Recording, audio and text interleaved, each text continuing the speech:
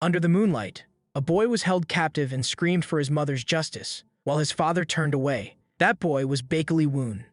The doors were closed on him, yet with tears and determination flickering across his face, he left the sect, vowing to build a new order from scratch, grow stronger, and make those responsible for his mother's death, and those who stayed silent pay.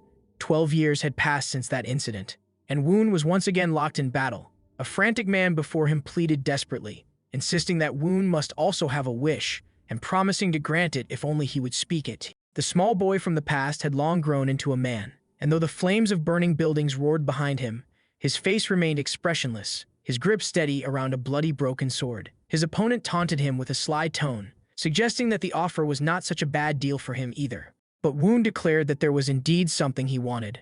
The man, believing he had Woon right where he wanted him, pressed on with smug confidence, asking what it was that he desired. Yet, with a faint, deadly smile, Woon revealed his answer.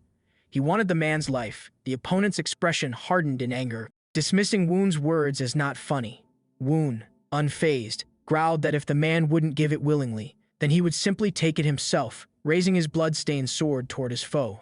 The man exploded in rage, shouting profanities and vowing to tear Woon apart until no one could recognize his corpse. But before he could even act, Woon was already behind him, coldly remarking that his mouth was just as filthy as his face suggested. In the next heartbeat, Woon's blade sliced through the air, striking cleanly. The man went flying, crashing into the ground with a deafening impact. As smoke and dust billowed from the crater, Woon stood still, waiting, sensing that the fight wasn't over. His instincts were right. The man staggered up behind him, charging with fury and threatening to send Woon's head flying to the Miram Alliance. But Woon gathered an intense energy into his shattered sword and with a flawless arc, unleashed a slash so sharp, it split the man cleanly in two. As the flames consumed the building around them, someone stood outside watching the chaos unfold. It was a woman. When Woon finally emerged through the burning doorway, victorious and bloodied, he tossed the broken sword sideways and began walking forward. The woman, standing firm, spoke up and said she had been told to deliver something once the task was done. A scroll held delicately in her hand. Woon, face smeared in blood yet smiling faintly, thanked her, calling her Moyong Hyen and expressing gratitude for her patience. She thought internally that he should really wipe the blood off his face first, but aloud she brushed it off as nothing serious. Woon accepted the scroll, spreading it open to read the contents. Then, dipping 2 fingers into the blood on his face, he drew a strange symbol onto the paper, while thinking that this might be the end, or perhaps the beginning of something new. Tossing the scroll aside, which Hyen quickly caught, he laughed and said she should deliver it to the Miram Alliance, announcing his retirement. When she asked if he was heading back to his hometown, Woon nodded, wiping his face, saying that he had achieved everything he wanted in the Alliance. The woman hesitated, asking if she could visit him someday after she retired. Woon said she could come find him if she ever got bored to death. When she pressed for his location, he stopped and turned back, telling her she could find him in Hubei Province, Hulong County. Sometime later, the scene shifted to Woon traveling on a boat. The boatman rowed steadily as Woon reflected internally that it had been a long journey. He recalled leaving his clan to grow stronger, joining the Miram Alliance, mastering martial arts, and climbing all the way up to the rank of captain. 12 long years had passed, and now the time had come to found his own sect. He had saved enough money to buy a manor, and the perfect property had just gone up for sale. Everything was finally aligning perfectly. Feeling elated, he couldn't contain his excitement and thought the heavens themselves must be smiling on him. Laughing loudly, he startled the boatman, who eyed him suspiciously and wondered if he had picked up a crazy passenger. Woon quickly apologized, explaining that he had simply gotten carried away. He said he was on his way to finalize the purchase of a manor, the foundation of his lifelong dream, his own sect. The boatman, giving him a side glance, asked if he was a young sect leader, then hesitated and muttered that there was only one manor for sale around those parts. The haunted one. Woon asked why he was muttering, but the man brushed it off and wished that Woon's sect would flourish safely. Woon laughed lightly, thanking him, saying that all that was left was to sign the contract. What could possibly go wrong? That optimism didn't last long. The moment he saw the manor, his excitement shattered. The grand estate he had imagined turned out to be an abandoned wreck of crumbling buildings. The merchant broker accompanying him confirmed this was indeed the place. Woon, unimpressed, grabbed the broker, Yuriang, by the collar in frustration, accusing him of trying to scam him. Yuriang, sweating bullets, insisted that the place was extremely hard to obtain and begged Woon to at least look around before deciding.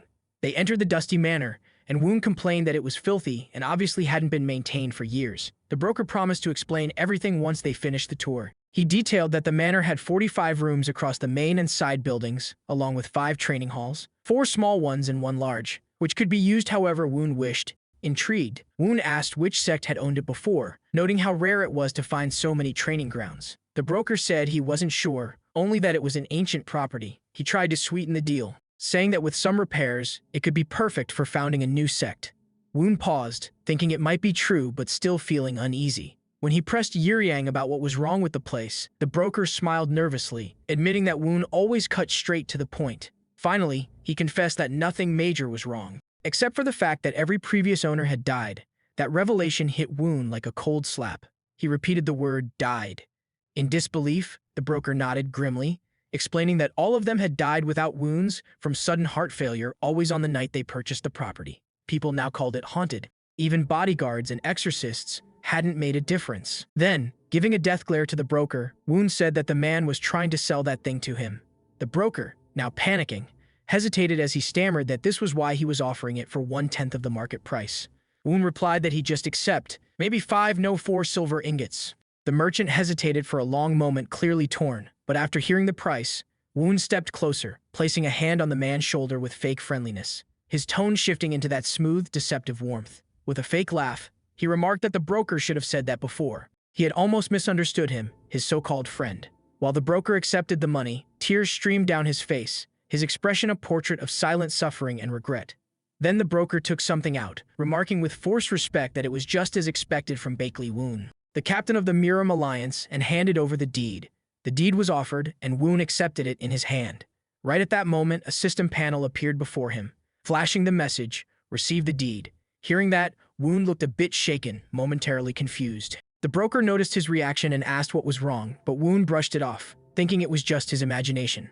The broker then declared his job was done and left, saying that if Woon was still alive after one night, he should come find him. Woon just agreed casually and watched as the merchant walked away from the manor, leaving him alone in his newly owned property. For a moment, silence hung heavy inside the manor. Then suddenly, Woon exploded into laughter, shouting with wild excitement that he finally had his very own manor. He yelled again that it was his own manor. And because of all that shouting, people on the nearby streets got spooked, hearing the maniacal laughter coming from inside. Woon, still caught up in his joy, declared that now all that was left was to recruit disciples. Slamming a nearby pillar with a grin, he admired the building with fierce pride. Dust rained down from the impact, and he started coughing, muttering that the first thing he should probably do was clean up a bit. Without hesitation, Woon climbed up on walls and started sweeping the floors, cleaning the dust, polishing every corner of his newly acquired manor. Time passed as the sun began to set, and eventually, he stood on the staircase, saying that all that was left now was the main hall. He opened the massive doors and said to himself that it was time to finish this.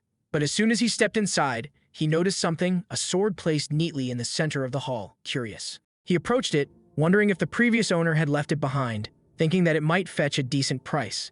He took the sword in hand and began to sheath it, but as he did, the blade started glowing blue. The light reflected in Woon's eyes as the entire hall was suddenly consumed in a swirl of white and blue light, almost as if reality itself was warping. A system panel appeared, evaluating martial artist, objective, sect establishment, evaluating overall grade. Second grade. Then another message followed. You have received the highest grade among all evaluatees. Woon frowned in confusion, wondering what was happening this time, but he didn't have the luxury to think for long. Something came flying straight toward him, and he narrowly dodged it, leaving a shallow cut across his face.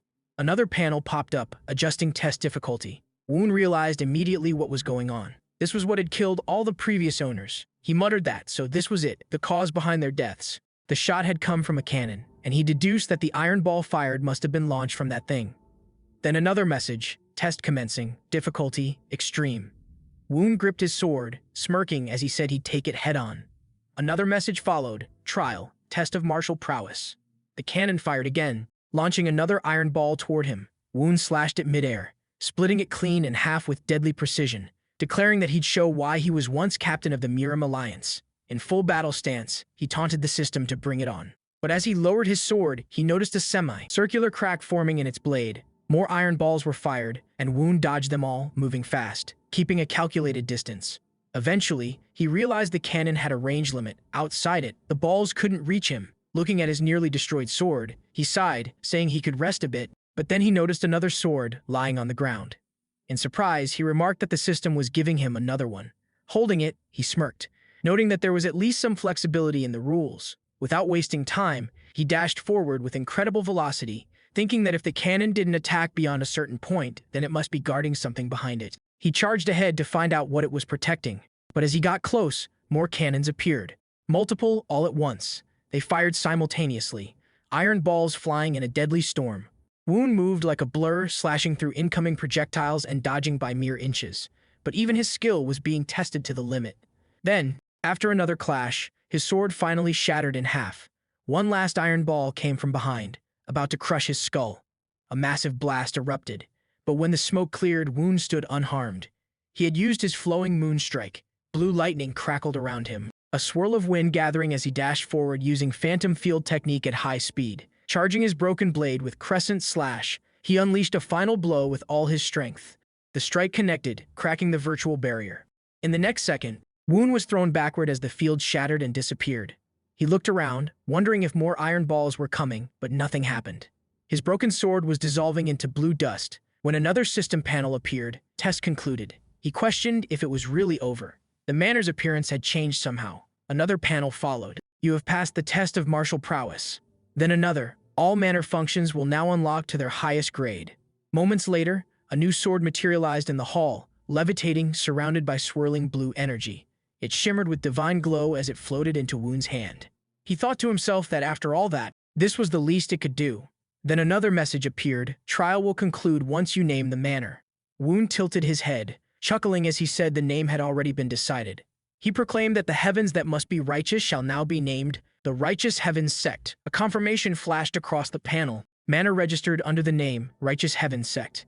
A glowing symbol appeared on Woon's hand. He smirked, calling out for any ghost or spirit living there to come out and reveal itself. But the panel continued, initializing Sect system. Woon stood there, puzzled and intrigued, a mix of confusion and curiosity flashing across his face. The next day, the scene transitioned to a building where someone was running. It was none other than Woon. He burst through the door, fury radiating off him as he shouted the merchant's name. The merchant simply smiled, greeting him with a smug tone and calling him bakily Woon, then casually asked if everything had been fine through the night. Woon, however, stormed closer, grabbed the merchant by the collar, and demanded an explanation, raging that the man hadn't warned him something like that would show up. The merchant looked genuinely confused, but Woon pointed behind him, insisting that something had been following him since last night. There, hovering in the air, was a glowing system panel. Woon, still seething, questioned what the hell that thing was. But from the merchant's perspective, there was absolutely nothing there. The merchant tilted his head, slightly amused, and asked if Woon had perhaps hit his head during the night. They eventually sat down to talk things out, though Woon's mood was still far from calm. The merchant then remarked that if things kept going wrong, he would simply take the manor back. Woon immediately shot that idea down, stating he still needed the manor for now. The merchant nodded and said he had to prepare for the sect establishment ceremony, noting there was a lot to be done. Woon leaned back, thinking aloud that he needed to have some uniforms made, asking if the merchant had any recommendations, saying he'd need around 20 sets. After a moment of thought, the merchant suggested a few local fabric shops nearby, but warned that they wouldn't be easy to deal with right now. All the major shops were busy trying to win a collaboration contract with the Yellow Dragon Hall. As they spoke, a servant entered, quietly pouring tea for both the merchant and Woon. Woon's brow furrowed as he muttered to himself, questioning whether that Yellow Dragon Hall could be that Yellow Dragon Hall he had heard of. Before he could even finish the thought, the merchant confirmed it between slow sips of tea, saying they had supplied textiles to the imperial family for generations. Because of that legacy, the Yellow Dragon Hall held immense influence. Even within Miram, both orthodox and unorthodox sects relied on them, and even the great clans treaded carefully around their hallmaster. Taking another calm sip, the merchant pointed out that with Woon's budget, there was absolutely no way he could afford their materials, so he shouldn't worry about it. Woon admitted he was right, though he remarked bitterly that it still didn't sound very nice. The merchant chuckled and added that rumors about Woon's manor being haunted wouldn't help either, claiming he doubted anyone would trade with him now. He casually advised Woon to try the textile market instead. Right then, the system panel flickered into view again, flashing a message that read, "Haunted Manor. That's a bit much, isn't it?" Woon glared at the panel, mentally telling it to shut up before thinking how strange it was. He had only signed the contract yesterday. How the hell had rumors spread this fast? His gaze snapped back to the merchant, who was suddenly sweating bullets as he nervously sipped his tea. The man stammered that gossip tended to travel faster than the wind. It didn't take Woon long to put two and two together. This bastard had been the one spreading the rumors. Drawing his blade, he demanded to know if the merchant was the one behind it. The merchant trembled, his voice cracking as he tried to pass it off as free publicity for Woon's sect. With a fake smile, he added that rumors aside, the fact that Woon was still alive proved the manor wasn't actually dangerous, so it would be fine. That only pushed Woon over the edge. He lashed out in anger, yelling that it was all the merchant's fault for introducing that haunted place to him in the first place. Moments later, the scene shifted to the marketplace. Woon stood outside a shop, only for the shopkeeper to slam the door in his face, saying he wasn't selling anything to him. Even as Woon pleaded to at least let him make an offer, the man shouted again from behind the door, telling him to get lost and calling him an unlucky bastard who brought bad omens wherever he went. Frustrated, Woon wandered through the busy streets, muttering to himself about how quickly rumors spread here. People whispered and pointed as he passed. Forcing himself to stay calm, he reminded himself that his first impression couldn't be that of some raving lunatic. Right then, he heard someone shouting nearby, an angry voice demanding to be let go. Woon turned his head toward the sound. There, in the middle of the market, a child was clinging to the pants of a grown man, refusing to let go. The kid yelled that the man had promised to save his sister, while the bully snarled at him, calling him a brat. Before things escalated further, an old man rushed in, trying to separate them, calling out to the child Suwoo and asking what was going on. Still clutching the man's pant leg, the boy cried that the men had deceived him, claiming they could cure his sister's illness, but instead they had stolen his money. The bully's response was a brutal punch to the boy's face, blood spilling instantly. He spat that the sister was hopeless, that even doctors had given up on her. The old man's face darkened as he recognized the insignia on their robes and called them out as members of the White Sword Sect, berating them for bullying a child. Another man with green hair, clearly the senior among the bullies, hissed for the others not to let this reach the sect's ears and to handle it quietly. The first bully nodded, drew his sword, and told the old man he should have gone quietly when he had the chance. The old man stepped forward, shielding Seou, his expression grim as he muttered that they had now forced him to stain his hands with blood. Before the bully could act, a voice called out from behind him. He turned, and in that split second of hesitation, his fate was sealed. Woon appeared and kicked him square in the face with such force that the man practically shat himself before crumpling to the ground. The market froze in silence as the bully hit the dirt in one blow. His green-haired companion demanded to know who Woon was. Woon straightened up, calm but deadly, saying that his name might not carry much weight these days, but it was still polite to answer when asked. Then, with a smirk, he declared himself the sect leader of the Righteous Heaven Sect, Bakeley Woon. Another lackey from the White Sword Sect lunged from the side, roaring about how dare some unknown sect leader interfere in their affairs. He swung his sword at Woon, but in the blink of an eye, Woon dodged and struck him with a precise energy. Charged chop to the arm, snapping it clean. The man screamed in agony, collapsing as Woon coldly remarked that it was never wise to judge someone solely by their sect's fame, especially when they had no clue what their opponent was capable of. A third lackey, furious, demanded if Woon intended to make the White Sword Sect his enemy, shouting if he even knew what that meant. Woon didn't hesitate. He punched him so fast that the man went flying across the street, muttering simply that he didn't care. The green-haired bastard narrowed his eyes, realizing who Woon must be. He said people had been talking about the former captain of the Miram Alliance buying a haunted manor, asking if that had been him. Woon sighed, rubbing his face in exasperation, wondering just how far those stupid rumors had spread already. Meanwhile, elsewhere, the merchant who had started it all choked on his tea, spilling it all over himself as he remembered Woon's glare. Back in the market, Woon pointed his blade at the green-haired man, saying he was already in a bad mood because he couldn't even get uniforms made thanks to that cursed rumor. He told him to stop running his mouth behind his back and to come at him directly instead.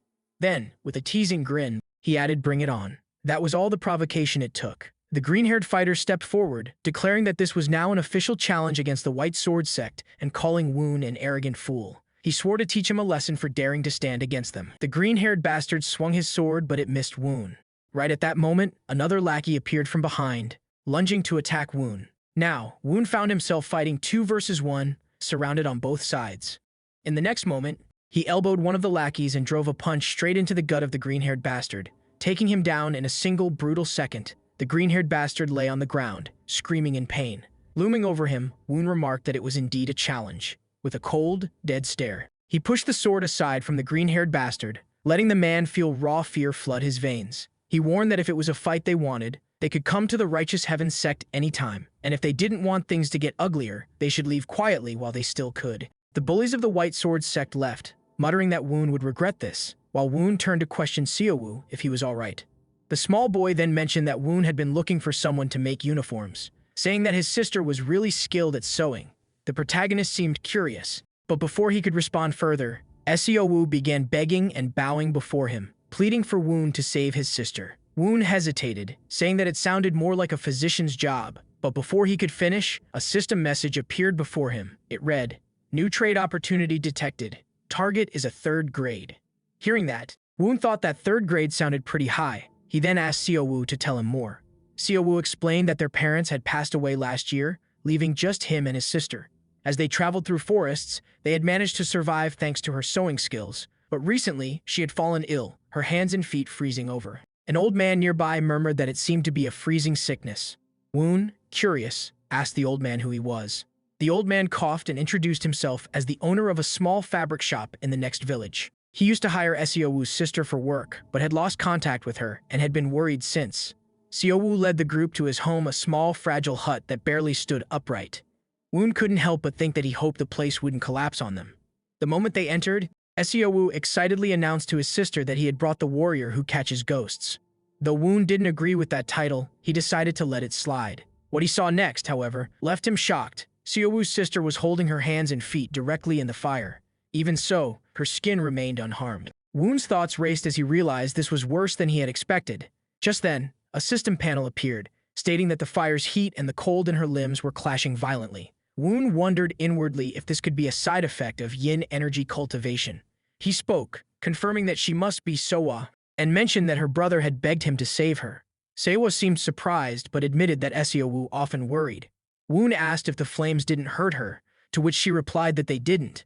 If she didn't do this, she'd get frostbite. Woon was taken aback at the mention of frostbite. At that moment, the old man appeared, asking what was going on. Seowa greeted him, surprised to see him there, while he explained that he had been worried after losing contact with her. She apologized, saying it was because her condition had worsened. Woon then asked if he could check her pulse. Seowa hesitated but extended her hand. Woon gently took it, and she requested that he be quick. As he held her hand, Woon gathered a faint energy into his fingers, letting it pulse through her body.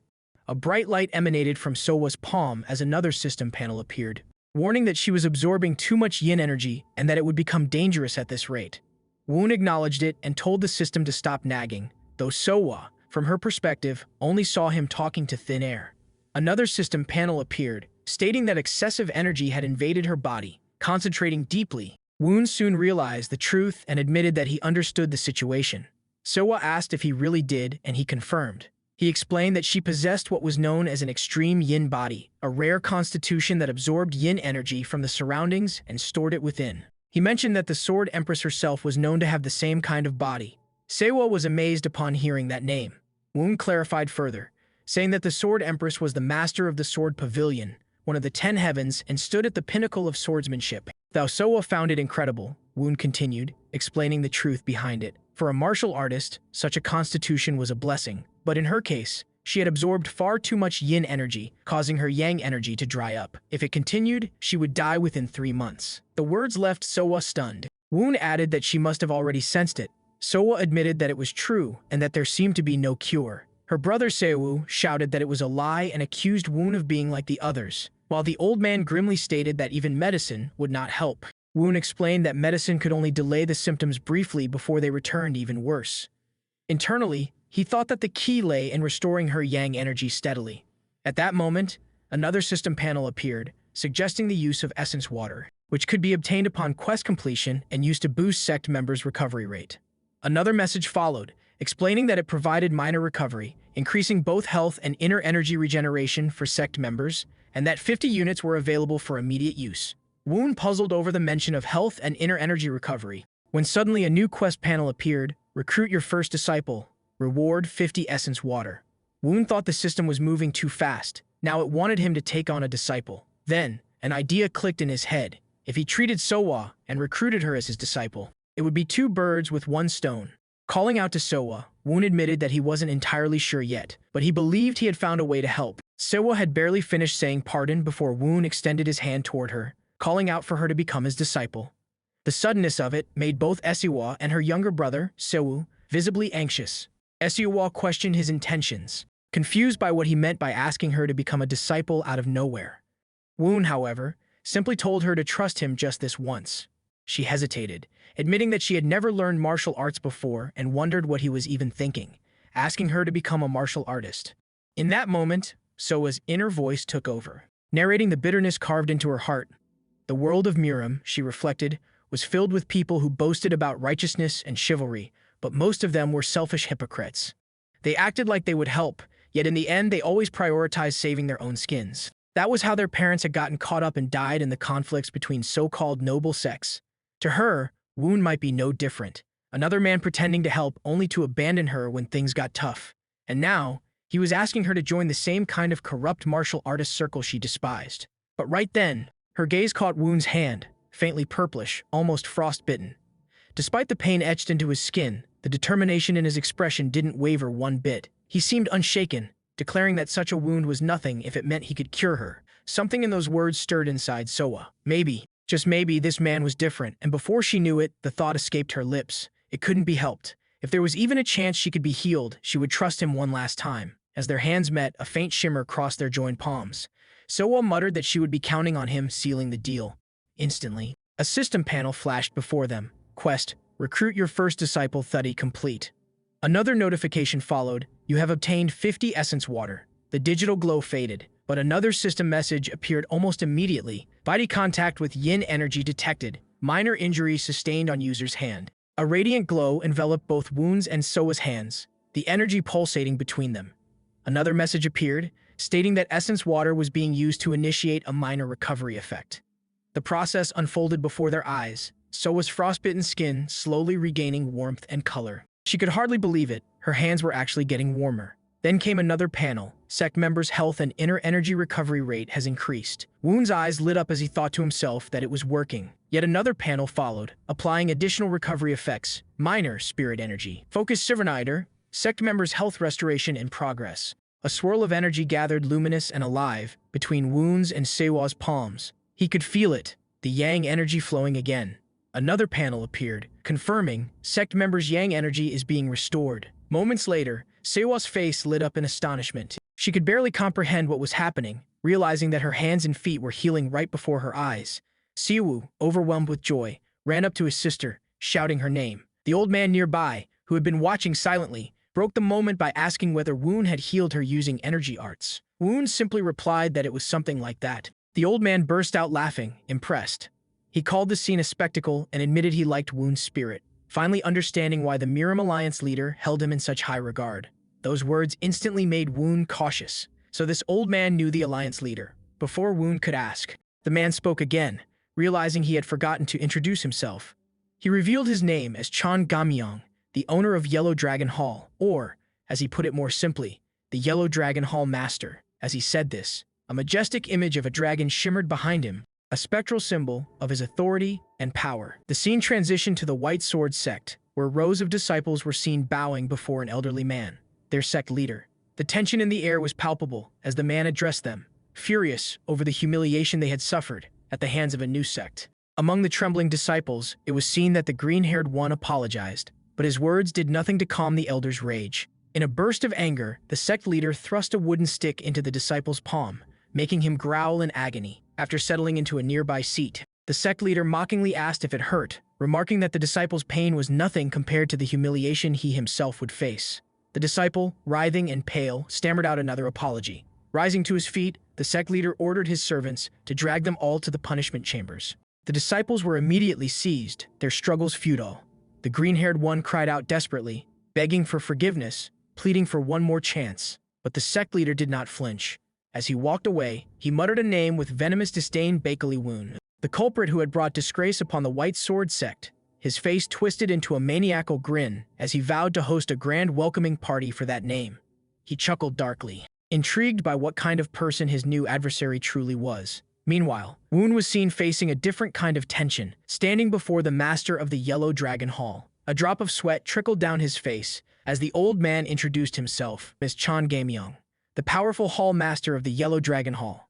Nearby, Sewa bowed deeply, apologizing for not recognizing him sooner. The old man dismissed it lightly and turned his attention back to Woon, offering him a place in the Yellow Dragon Hall and promising support for any of his ambitions. Woon, maintaining an unreadable poker face, listened in silence while internally analyzing.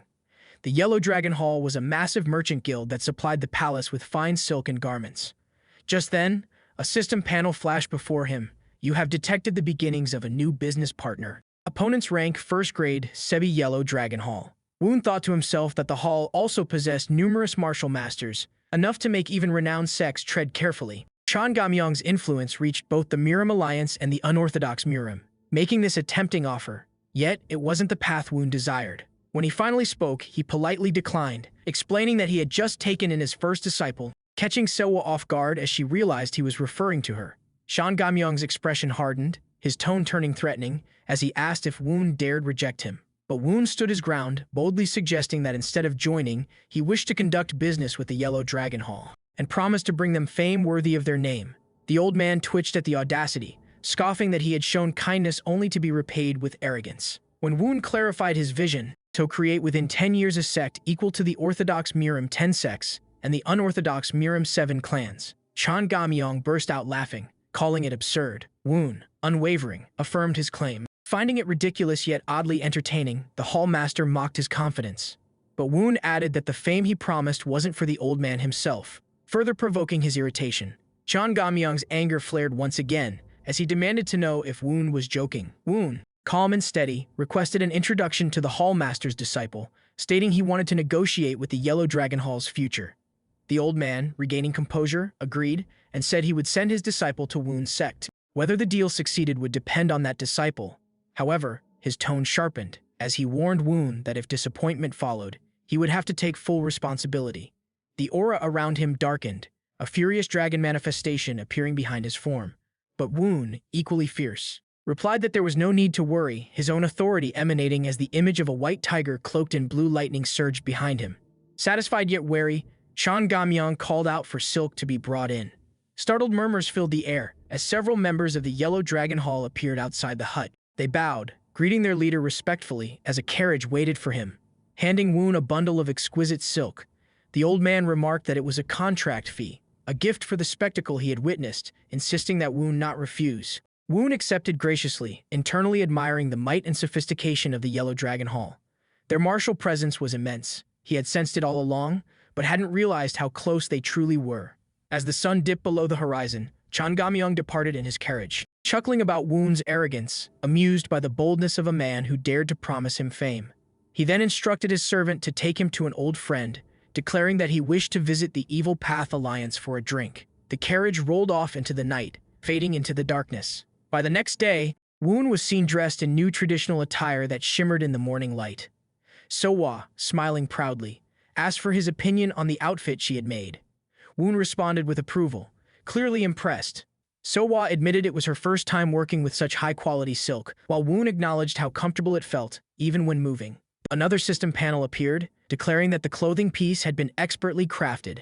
Following that, another line flashed across. Please pick a reward. A shimmering, glowing light appeared in Woon's hand, leaving him puzzled. A new system message popped up, stating that the reward could be chosen from 3 options: Advanced Sorcery Counter Text, Advanced Miracle Medicine of Talent, and Exclusive Trade Unlock. Reading through them, Woon thought they were all incredible choices, though the first 2 seemed particularly tempting. Yet, without hesitation, he selected the 3rd option. The system acknowledged his decision, confirming that he had chosen the reward, Exclusive Trait Unlock. Immediately after, another panel appeared, indicating that he could now unlock the traits of his sect members. As Woon's eyes naturally drifted towards Sewa, her profile appeared in front of him. Sewa, 17 years old, born with exceptionally strong yin energy. Though her martial arts potential was hindered by a long break from physical activity, her listed traits were diligence, adversity, and responsibility. However, a warning followed. The target lacked sufficient internal energy, and trait unlocking was not yet possible. Woon read her traits under his breath, repeating the words diligence, adversity, and responsibility, wondering why he couldn't select any of them. Another panel appeared, explaining that her discipline grade needed to be increased before unlocking. He found that utterly unfair, but quickly decided to fix it, thinking that he'd make her stronger and open those traits himself. With determination, he commanded Sewa and Sewu to begin training immediately. The scene shifted. Sewa was taken aback. In her mind, Sewa struggled to see any connection between herself and martial arts. The thought of actually learning it felt almost absurd. She doubted herself, wondering if she could really do well. Even though Woon had reached out to her, a fear lingered. What if she messed everything up? But then she remembered his comforting words, telling her not to worry, and that everything would be fine as long as he could heal her. That memory made her laugh softly, and she began warming up, deciding to trust him and leave her worries behind. Moments later, with a burst of optimism, she asked what kind of martial arts she would be learning, and training began with the most basic stance. The horse stance. Sewa found herself struggling to maintain balance, awkwardly holding the posture known as the horseback riding pose. Quickly exhausted, she thought that this wasn't what she had imagined. She had expected something more exciting, something that looked like actual martial arts. But Woon told her it was because she wasn't fit yet. And for now, her focus had to be on building stamina. She questioned how long she had to hold that stance, and his response was simple. 1 hour. The idea of standing in that uncomfortable position for an entire hour horrified her, but Woon encouraged her to keep going. Silently, she questioned her life decisions while her legs trembled under the strain. As she held the stance, she wondered aloud if she would ever be able to learn martial arts properly. Woon reassured her that she was born with a high affinity for yin energy. He explained that internal energy naturally accumulated in her body. Though it leaned heavily toward yin, it would be fine as long as she could form a dantian. Inwardly, Woon thought to himself that an absolute yin body like hers was a rare gift. She was born in perfect condition to become a martial artist, and he couldn't afford to lose her. Suddenly, a system panel appeared, humorously stating that the user's creepiness level had increased. But before Woon could react, a panicked voice called out in the distance. Turning toward the sound, Woon saw the merchant rushing toward him in horror. The man shouted that the White Sword Sect had already sent a letter.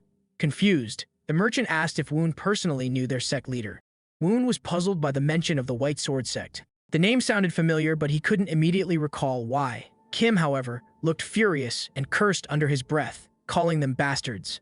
Woon suddenly remembered. Those were the same people he had beaten up the day before. With a casual curiosity, he opened the scroll to see what it contained inside. It stated that the White Sword Sect was hosting a duel competition and had invited them to attend. The focus shifted again. The White Sword Sect, as history had it, held dominion over the region. Their leader was infamous for his personality, with rumors suggesting that he enjoyed humiliating weaker opponents during these so-called duels. The merchant explained that the sect usually targeted opponents of similar or slightly weaker levels, but their own sect was entirely new and unheard of. His words accidentally carried a tone of insult, and immediately, every member of the Righteous Heaven sect, including Woon, turned to glare at him with deathly stares. Even the system seemed to join in, amplifying the awkward tension. Realizing his mistake, the merchant hurried to clarify that it was a misunderstanding. Woon, still smiling, said that the merchant was probably right. The White Sword Sect must be trying to embarrass them. But instead of being intimidated, he found it amusing. He declared that this was going to be fun, and that it was their opportunity to spread the name of the Righteous Heaven sect. Meanwhile, Sewa, still holding her horse stance, looked worried. She wondered aloud if they would really be all right, since it was just the two of them. Wouldn't she end up being a burden?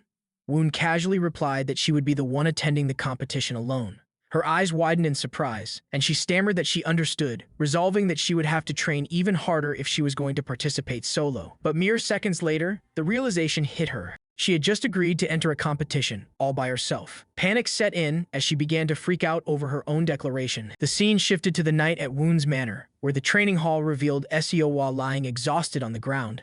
Her arms spread out in clear fatigue, as she admitted that it was true.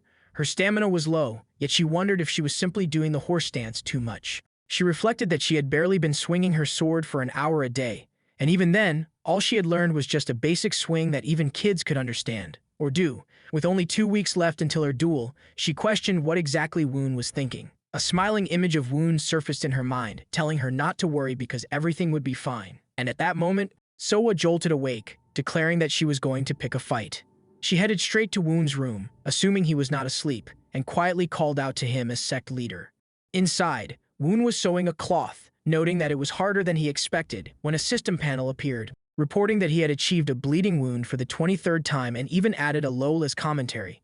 He shut the system up, while thinking that Sewa was probably starting to question the horse stance training now. And before that happened, he needed to make her these training robes, hoping she would like them, unbeknownst to him. Sewa was witnessing all of this without saying anything.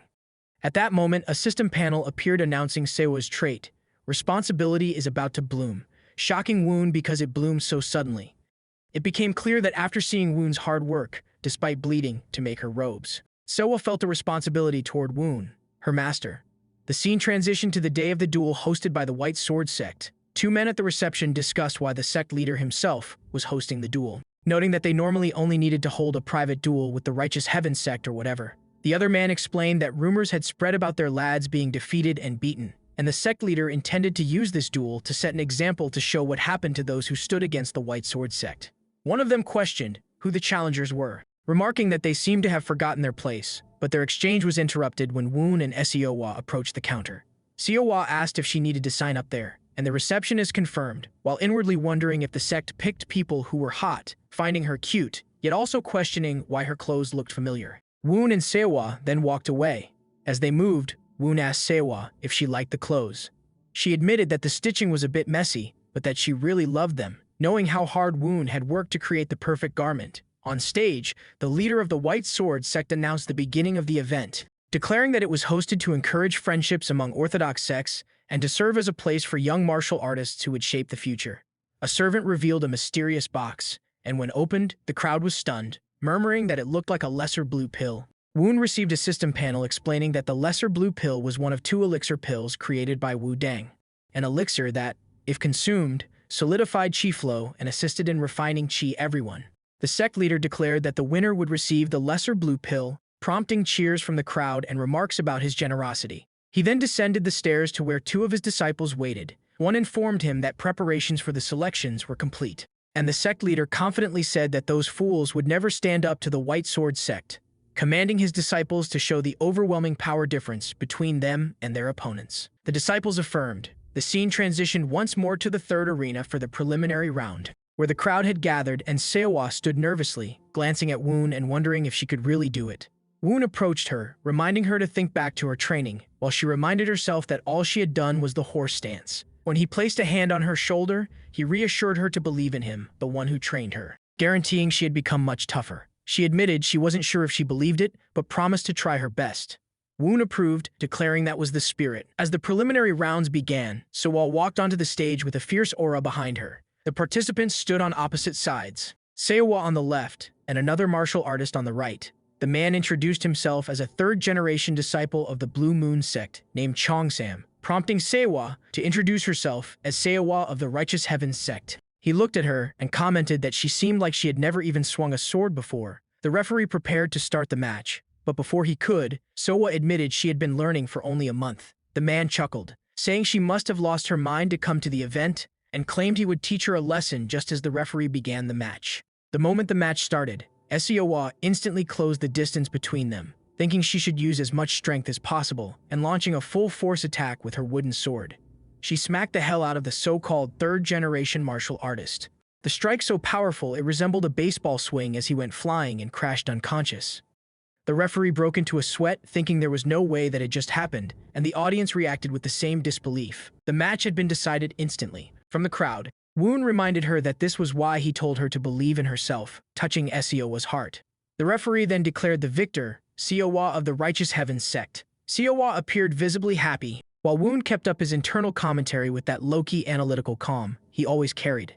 He reportedly reflected that, over the past 2 weeks, he had drilled into Seowa the mindset a martial artist should possess, knowing that giving an attack one's all was never easy, especially for newer martial artists around her age. He noted that they often feared giving their full strength, constantly worrying that their opponent would be hurt. This, he thought, made Seowa different. She was actually able to use her full power. Unlike the other competitors, Woon narrated all of this to himself as the matches progressed. It was seen that Seowa had already secured several victories. Woon looked at the crowd and reportedly reasoned that she would easily make it to the main round, so he didn't need to stress over her. Instead, he figured he should scout the field a little to see if anyone caught his attention.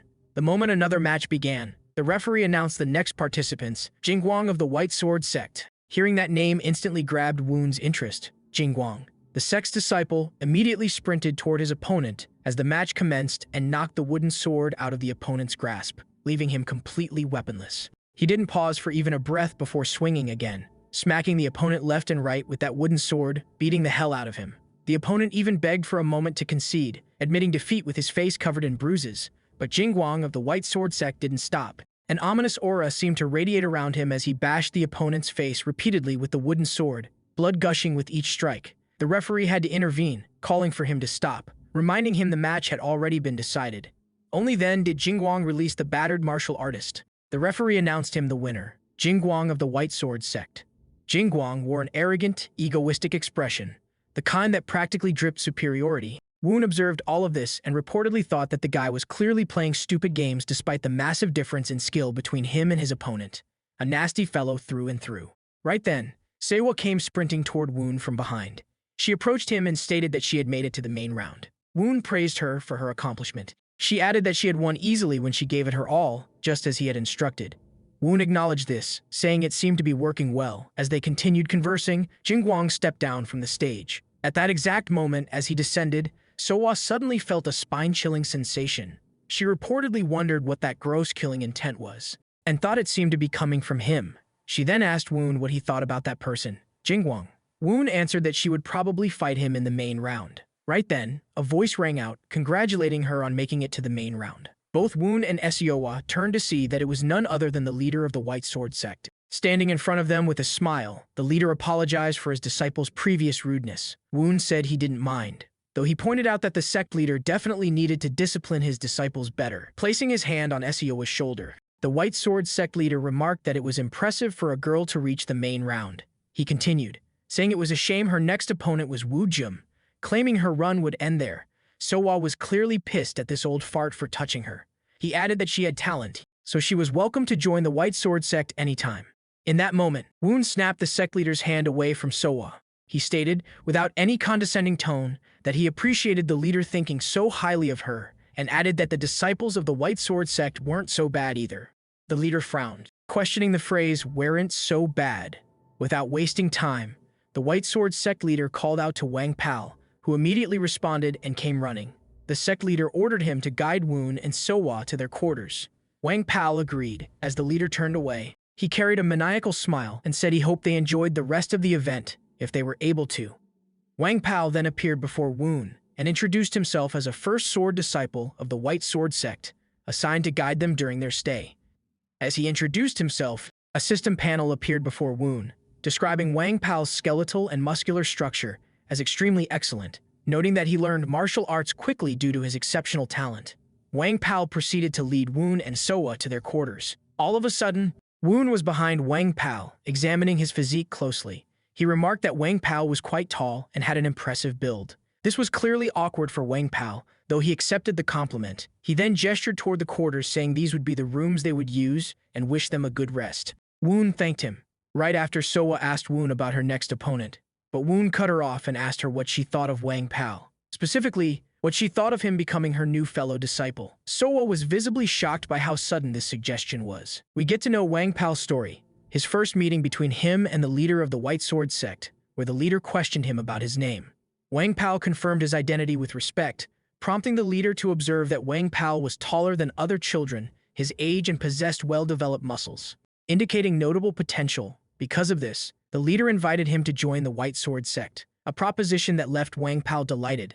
It was then revealed that Wang Pal officially became a disciple of the sect, but despite his early promise, he soon proved to be considerably weaker than the other disciples. This weakness became especially evident when he was defeated by Jingguang during a sparring match, causing murmurs to spread among onlookers, who were amazed that Jingguang managed to defeat someone 3 years older.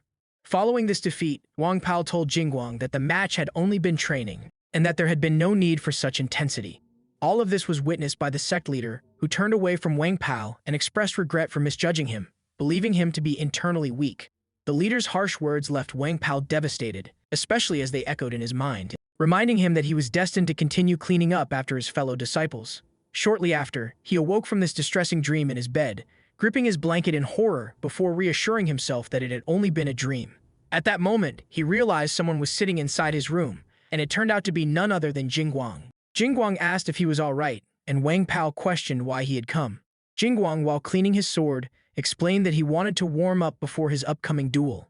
Wang Pal declined politely, saying he was not feeling well. Jingguang responded with a sharp gaze, insisting that it did not matter, and implying a direct order by stating that he needed Wang Pal immediately. As he left the quarters, he remarked that Wang Pal's body was only good for being used, and that he should at least be helpful during moments like these. This pushed Wang Pao to agree, though he remained hesitant and seated on his bed, while Jingguang insisted it would be just a light warm-up. So basically, Wang Pao is bullied by this Jingguang guy. I can smell that this Wang Pao is going to be the new disciple of our protagonist. The scene shifted to the beginning of the semifinals, where Woon explained to Soa that her opponent, Woojum, used the illusion sword, a style full of variations that made it difficult to predict attacks. However, Woon noted that this style also had many vulnerabilities if executed imprecisely. He asked Daesewa what strategy she believed would help her win, and she answered that she would do her best not to be tricked.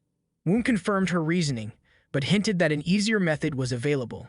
He offered her a special trick unrevealed to the audience, that he claimed would guarantee victory if she trusted him fully. Soa accepted with complete confidence. Just then, the merchant joined the conversation, commenting that the semifinals had already begun. Woon greeted him, and the merchant expressed surprise at Soa's rapid progress within a single month, offering his congratulations. Woon questioned the congratulatory remark, and stated he would only accept it after Soa won the finals the next day. The merchant reacted with concern, wondering if Woon was truly serious. On the stage, Soa and Woojum faced each other. Woojum acknowledged her progress, but stated that luck could only carry someone so far, and that everyone was expecting her defeat. Soa, still cheerful, stated that her sect leader believed in her victory. Woojum chuckled, calling her as crazy as her sect leader, but the referee soon signaled the start of the match. Soa dashed forward, determined to win the duel, and clashed wooden swords with Woojum. Woojum admitted she had guts, before delivering a powerful strike that forced Soa into a defensive stance.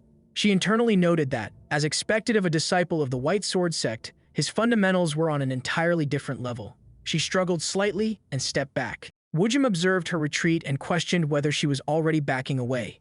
Remaining on guard, Soa reasoned that she needed to distinguish between the feints and the real attacks.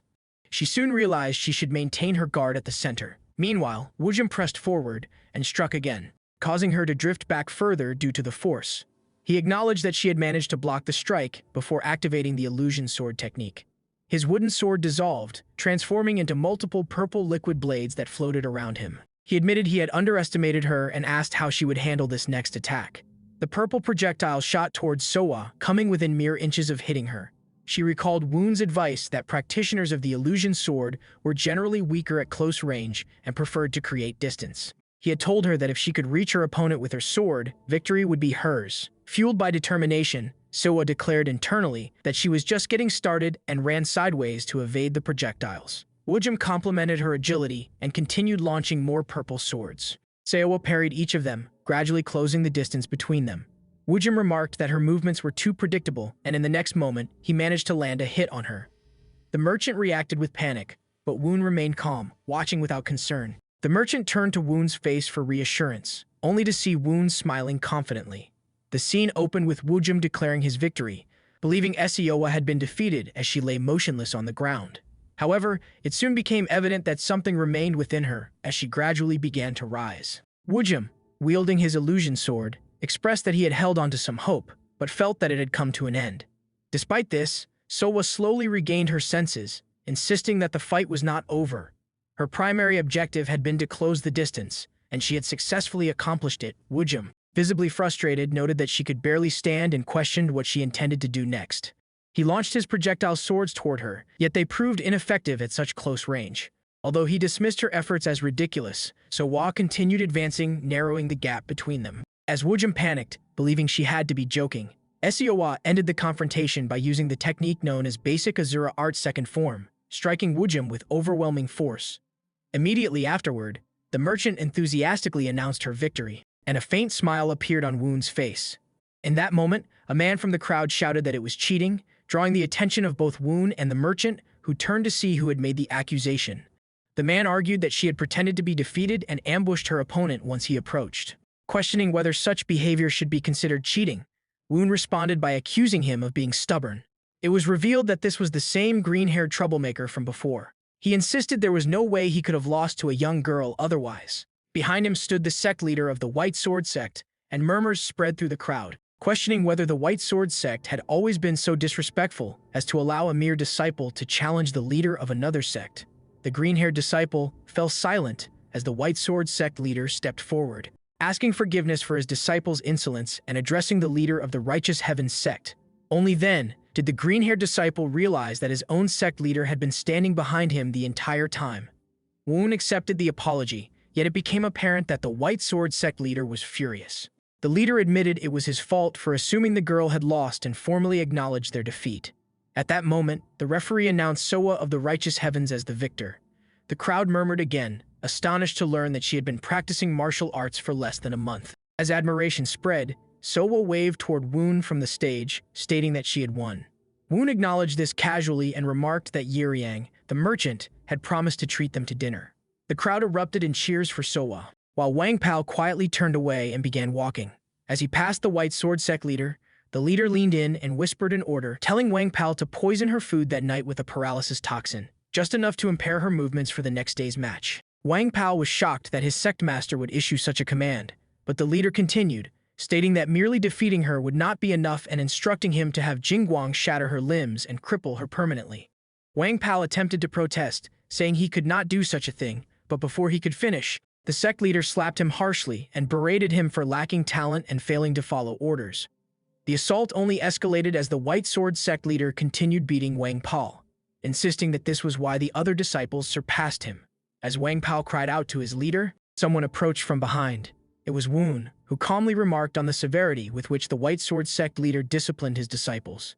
The sect leader turned to see Woon standing there, the leader of the Righteous Heavens sect, and the White Sword sect leader turned with cold fury and told Woon that it was incredibly rude of him to butt into other people's private sect affairs. Woon, wearing a smug little smirk, admitted he didn't know the full story but still asked whether that punishment hadn't been way too harsh on the guy, and the White Sword sect leader shot back that a sect leader's duty was to guide even the most lacking disciple instead of abandoning them, telling Woon to mind his own damn business and keep walking. Woon refused, saying he actually came because he had business with the White Sword sect leader himself, and behind him, Wang Pao's bruised and swollen face was visible after the savage beatdown he had just taken.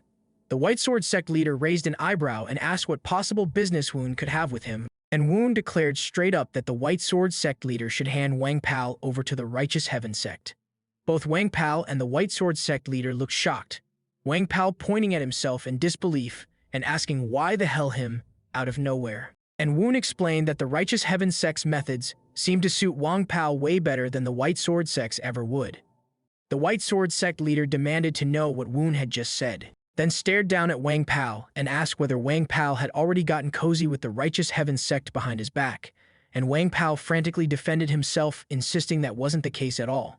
Internally, the White Sword sect leader seethed, realizing this was exactly why Wang Pao had refused his earlier order to paralyze Sewa, and with a dark grudge burning in his eyes, the White Sword sect leader eventually said very well.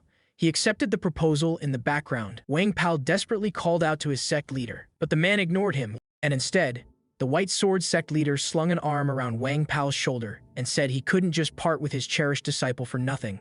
So how about a simple bet? Woon tilted his head and repeated the word bet. And the White Sword sect leader went on to say that Seowa was a talent being completely wasted in some tiny backwater sect. At that exact moment, far away, Seowa suddenly felt an icy chill crawl down her spine, and the White Sword sect leader continued, proposing that whichever sect won the upcoming duel would get to take one disciple from the losing sect. Wang Pao clearly didn't want to leave, calling out to his sect leader again, voice cracking. But the man pretended not to hear and added that he only said it because he genuinely felt sorry for Sowa and hoped no one would take offense. And surprisingly, Woon just shrugged and said it was totally fine by him. Inside, the White Sword sect leader sneered, thinking of Woon as nothing more than an arrogant little brat. And Wang Pao snapped at Woon that he was taking the joke way too far and begged the Righteous Heavens sect leader to stop this madness right now. The White Sword sect leader turned and started walking away, throwing over his shoulder that he was looking forward to it, because even the single disciple the Righteous Heavens sect had would soon vanish. And an awkward silence fell. Woon stepped closer to the stunned Wang Pao and asked why he thought Woon had chosen him specifically, and Wang Pao obviously had zero clue. Woon told him he wasn't just saying it for the sake of it, and that Wang Pao should think it over carefully, and Wang Pao stayed completely baffled. A little later, Woon casually explained to the merchant about the bet he had just made with the White Sword sect leader, and the merchant freaked out, asking what the hell, and whether Seowa even knew about this insane bet with the White Sword sect leader. Woon replied that Seowa would probably be stoked to finally get a junior brother, and it would be a crime to let talent like that rot in a trash place like the White Sword Sect. And besides, they just had to win, right? Next thing, Woon stood in front of Seowa and asked, without wanting to pressure her, whether she could actually win this duel. And Seowa blinked, totally thrown off by how sudden it was, but said, of course she would give it everything she had, though Woon himself had said the odds were 50-50. Woon nodded and told her that was true, but if it was her, she could pull it off, and the trust in his voice was real, and Seowa instantly got hyped, pumping herself up with an energetic okay, she would try her absolute best. Right then, a system panel popped up announcing that the seed of responsibility in Seowa's disposition had finally sprouted. Elsewhere, the White Sword Sect leader spoke to Jingguang and warned him not to let his guard down for even a second, and Jingguang answered of course, and the leader stressed that they could not afford any more humiliation and had to win at all costs. Jingguang flashed an evil grin and said yes, Sect leader. And as Jingguang walked away, Wang Pao suddenly stepped in front of him and warned him to be careful. Jingguang kept walking past, arrogantly claiming he wasn't some careless idiot like Wu Jium, and that Wang Pao was just overrating a newbie's dumb luck and cheap tricks. And that wasn't what Wang Pao had meant at all. Jingguang's face darkened as he declared he would shatter every last illusion of falsehood, then strode onto the stage and came face to face with Seowa, and the referee announced for the contestants to step forward, and both of them did exactly as instructed. Right at that moment, Jingguang was described drawing his wooden sword and making a stance, as if announcing his intent to Seowa for making it to the finals against the White Sword Sect, and he reportedly commended her, but insisted her luck ended here, while Seowa, not backing down, asserted internally that no one truly knew who was better until everything was over. After that, the referee began the match, and an evil smirk appeared on Jingguang's face, the same arrogant expression he always wore, and internally, he thought that Seowa would probably avoid a head-on clash because a beginner's inner energy only allowed for sneaky tactics. But she proved him wrong by charging straight at him and attacking with her sword. Jingguang blocked her strike while thinking that this woman's inner energy was stronger than he had expected. And in that instant, Woon's words echoed in Seowa's mind, reminding her that opponents would naturally assume she possessed very little internal energy. But she actually carried the extreme yin constitution, meaning she naturally accumulated inner energy. With that, Seowa was described giving a tough fight to Jingguang, refusing to back down while Woon's voice continued echoing in her head, emphasizing she only had one chance, and as the tension built, Seowa leapt high into the air, jumping above him as she prepared to descend and destroy Jingguang.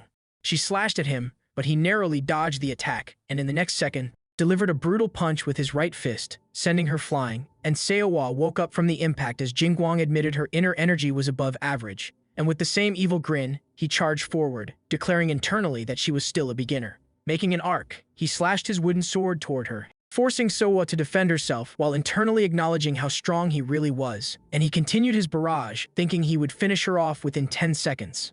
Seowa struggled but also thought she wouldn't lose like this. Right at that moment, a system panel appeared stating that the disposition responsibility had been activated, and that diligence and adversity had been confirmed, leading to all three fusing into one disposition.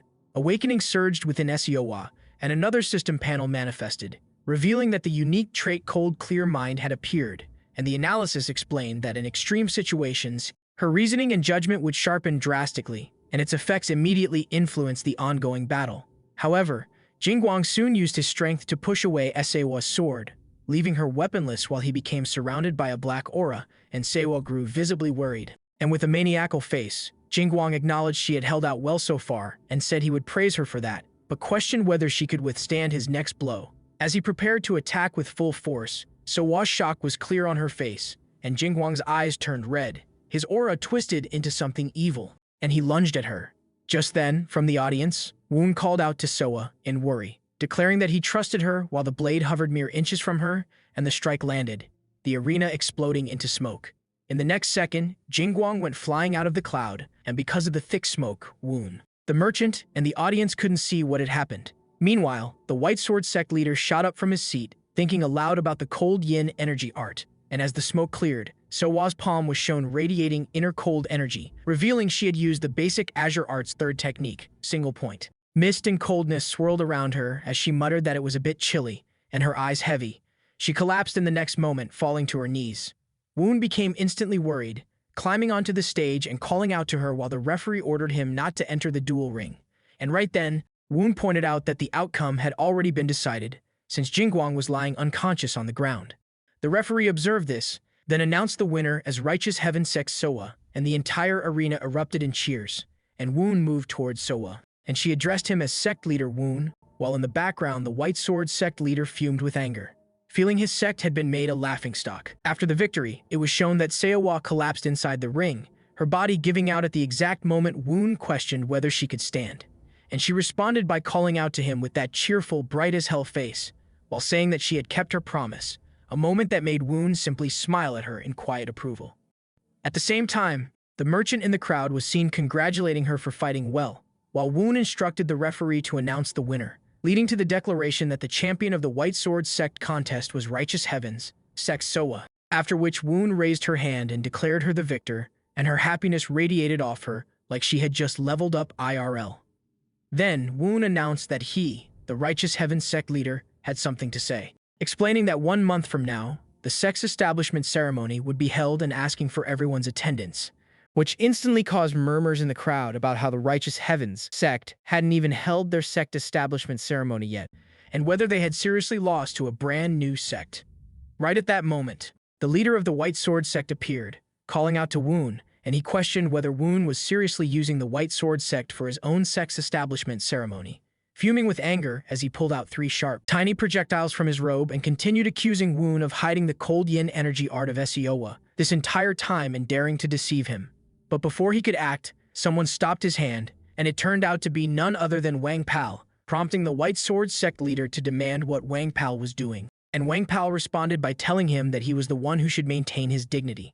Hearing that only made the White Sword Sect leader's rage flare up, as he shouted at Wang Pal for defending the Righteous Heaven Sect already and prepared to attack him, declaring that traitors were to be executed immediately. Wang Pal's face twisted into a horrifying expression in that moment, and just as the attack was about to land, Woon suddenly appeared defending him, shocking the White Sword Sect leader, while Woon demanded to know the meaning of his behavior and stated that Wang Pal was now a disciple of the Righteous Heaven Sect and should be treated with respect, even saying with glaring, dead serious eyes that if the leader was dissatisfied with the match results, he could face Woon directly.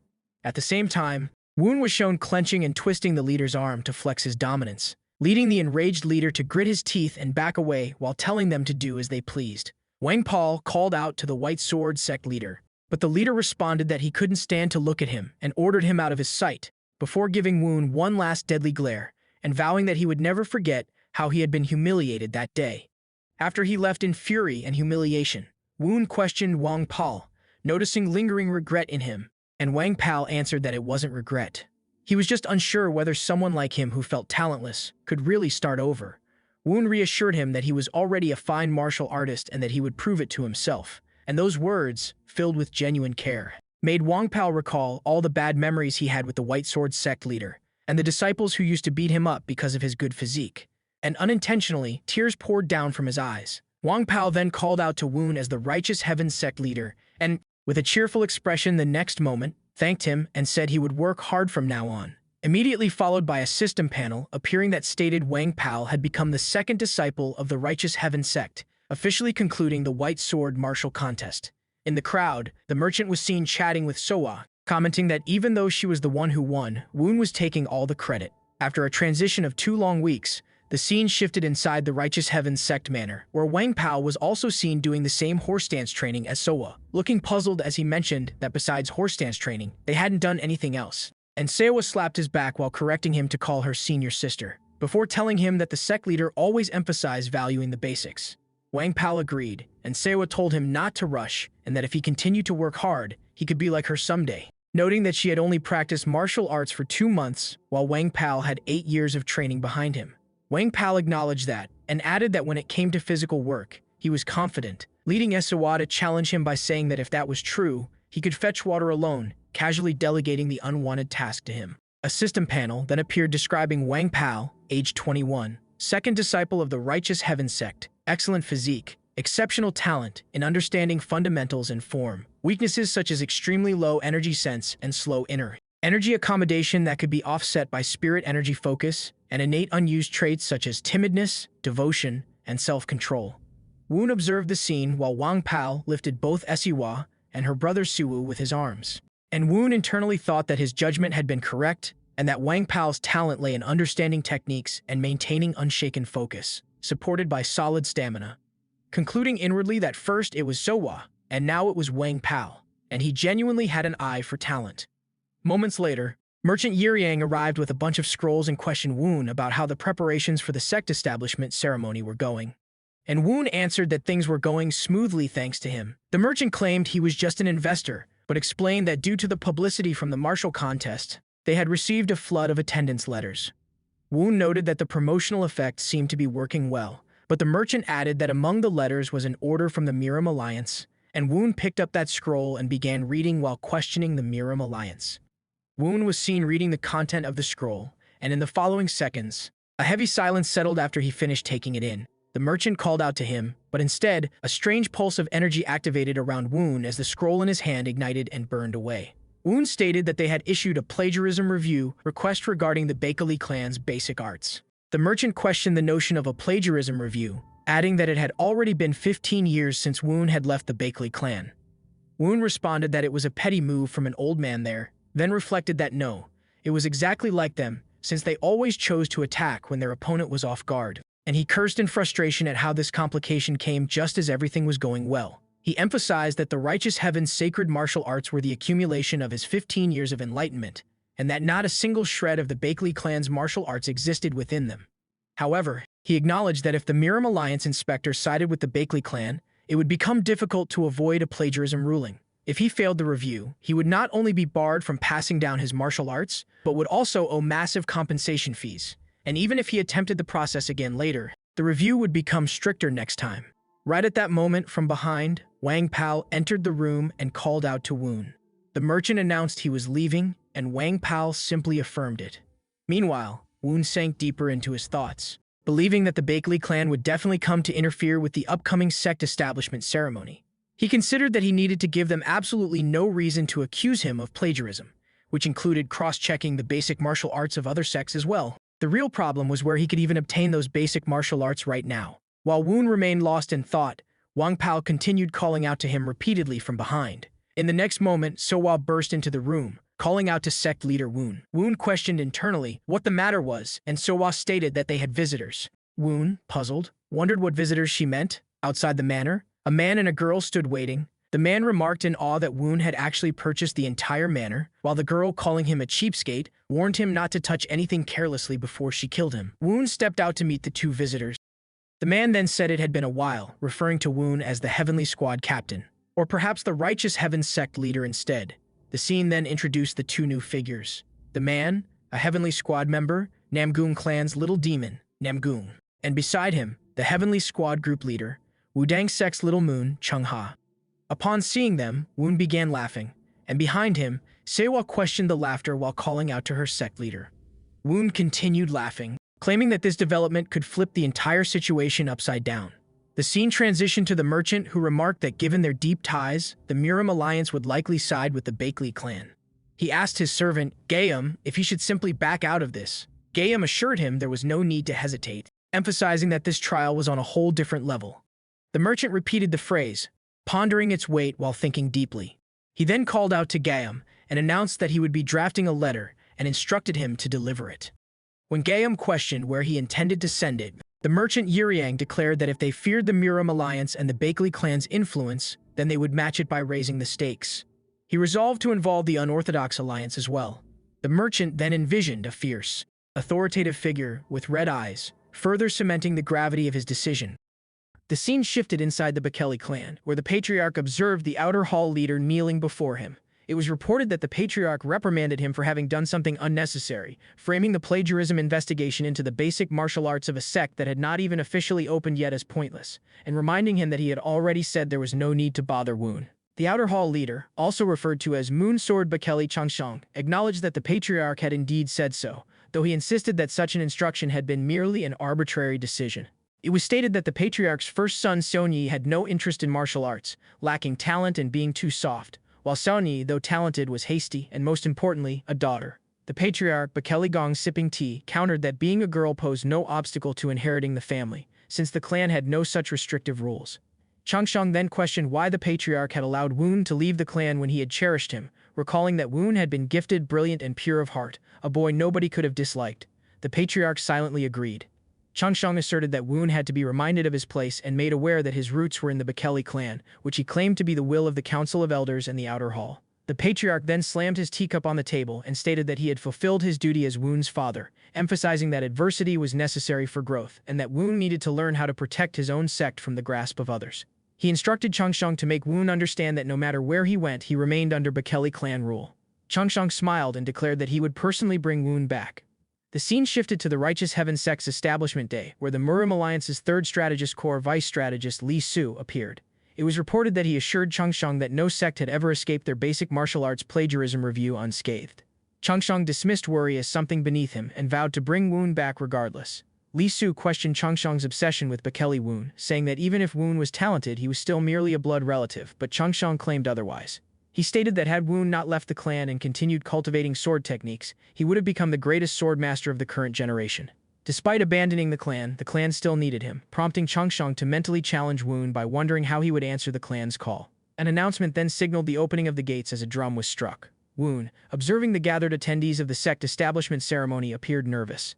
A system panel indicated that his heart rate was increasing and recommended deep breaths. Woon smiled and leapt from a high point, landing dramatically on the podium, though his landing released a fart that reportedly decimated the nose hairs of those nearby. The protagonist held a flag bearing a dragon and announced his gratitude to the attendees, identifying himself as Bekele Woon, leader of the Righteous Heaven Sect. Before beginning the inauguration, he stated that an issue needed to be settled first, clarifying for anyone unaware that the Righteous Heaven Sect had plagiarized the Bekele clan's martial arts. This declaration shocked the onlookers, and the merchant Yurion questioned why Woon would say such nonsense during a sect establishment ceremony. The crowd wondered whether he had just admitted to plagiarism, while two hooded figures among them observed, with one finding the situation increasingly interesting.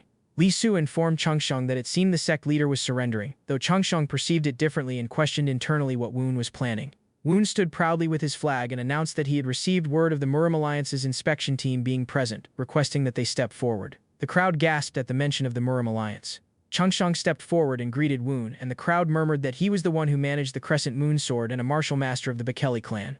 Changsheng asked for Woon's intentions, and Woon stated simply that he wished to undergo public plagiarism verification before everyone. Changsheng burst into anger, questioning the idea of conducting such verification on the spot, since such procedures typically went through strict inspections and were only released to the public after reaching a consensus. Li Su reminded him that the gathering was meant to mediate between two sects, not for the Bekele clan to condemn the Righteous Heavens. Both men stepped onto the podium. The protagonist internally noted that with so many small and mid-tier sects watching, the Murim Alliance could not afford to appear biased, which meant the situation was presently in his favor. Woon then suggested beginning, and Changsheng told him to proceed. Woon demonstrated the Asura arts, one of the Righteous Heaven Sect's two basic martial arts, with the Asura arts transition intensifying into the first technique, Heaven, Earth, and Man. He performed this before the crowd. Li Su commented that this was the technique said to have plagiarized the Bekele martial arts. Woon affirmed this, explaining that it drew upon the three principles of Heaven, Earth, and Man. Changsheng admitted that even to his eyes it was only for Woon to complete his thought by stating that the technique simultaneously borrowed from the Namgun clan's technique as well. Woon then declared that upon direct verification, it had been confirmed that 23 of the Righteous Heaven Sect's basic martial arts were plagiarized from various sects. Li Su objected, calling the claim absurd. Woon questioned which part he found absurd, while Li Su argued that no representatives from other sects were present to validate such claims, making it unclear who would judge them. At that moment, a voice rang out stating that they were there. The crowd whispered, recognizing Namgun clan's little demon, Namgun Wu, as he stepped forward, followed by a girl who identified herself as being from the Wudong sect. The crowd whispered again, naming her Taoist Chung Ha, the Wudong sect's little moon. Li Su pointed out that both should have been with the Heavenly Squad and questioned their presence. Namgun Wu explained that they had been nearby on a mission and decided to stop by after hearing that their former senior Woon's sect establishment ceremony was happening that day. He added that it was undeniable there were similarities, noting that the Namgun clan's basic martial arts, the boundless art, embodied the essence of Heaven, Earth, and Man, beginning from the earth, forming humanity, and ultimately aspiring to the heavens. Chung Ha, carrying a box, stated that the Wudong sect shared the same opinion and invited them to look at its contents. When questioned by Changsheng, she explained that it held letters of confirmation from various sects acknowledging suspicion of plagiarism. She then asked whether accusing the Righteous Heaven sect of plagiarizing Bekele martial arts meant accusing all those sects of plagiarism as well. Changsheng dismissed this idea as absurd. Namgun Wu responded with a pointed pardonness before Changsheng threw the papers, and Namgun Wu remarked that this was the exact argument the Bekele clan had made, that overlapping concepts of Heaven, Earth, and Man equaled plagiarism. He sarcastically added that surely the Great Murim Alliance would never stage such a biased review. Frustrated, Changsheng threw all the papers, while the protagonist smiled as Changsheng glared angrily at him, calling him by name, Bekele Woon.